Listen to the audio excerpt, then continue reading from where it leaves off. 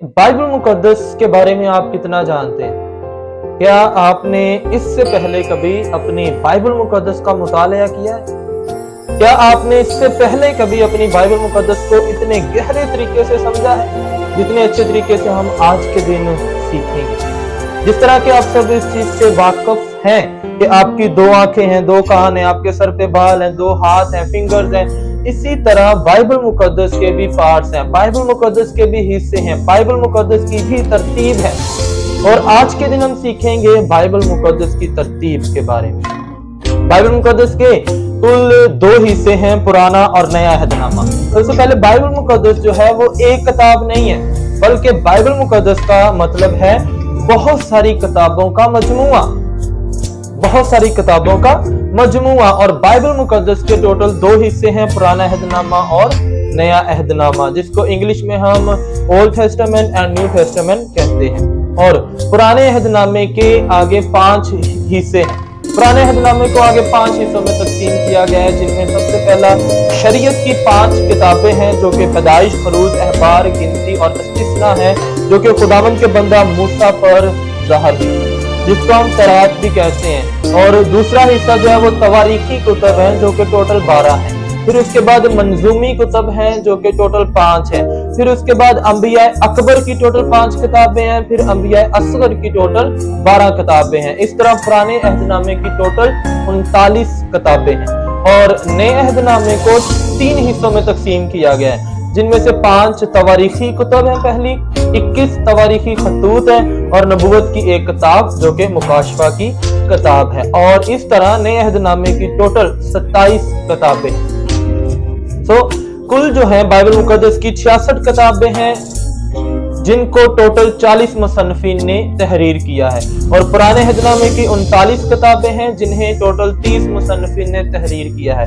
और नए अहदनामे की टोटल 27 कुतब हैं, जिनको टोटल 10 मुसन्निफीन ने तहरीर किया है। और बाइबल मुकद्दस के टोटल 1189 चैप्टर्स हैं, अबवाब हैं, जिनमें से 929 यानी 929 जो है वो पुराने अहदनामे में है और 260 जो है वो नए अहदनामे में पाए जाते हैं। बाइबल मुकद्दस में 31,173 आयात हैं, जिनमें से 23,214 आयात जो है वो पुराने अहदनामा में मौजूद है और 7,959 जो है वो नए अहदनामा में आयात मौजूद हैं। और आज के दिन में आप सबको एक और बात बताना चाहता हूँ कि पूरी बाइबल मुकद्दस का सिर्फ एक ही मुसन्नफ है, जिसकी रहनुमाई में सबने इसे तहरीर किया, वो है रूहुल कुद्स। और बाइबल मुकद्दस की सबसे बड़ी किताब जो है वो ज़बूर की किताब है, जिसके कुल 150 अबवाब हैं। बाइबल मुकद्दस की सबसे छोटी किताब पुराने अहदनामे की किताब है, अब्दिया की किताब है, जिसकी सिर्फ 21 आयात है।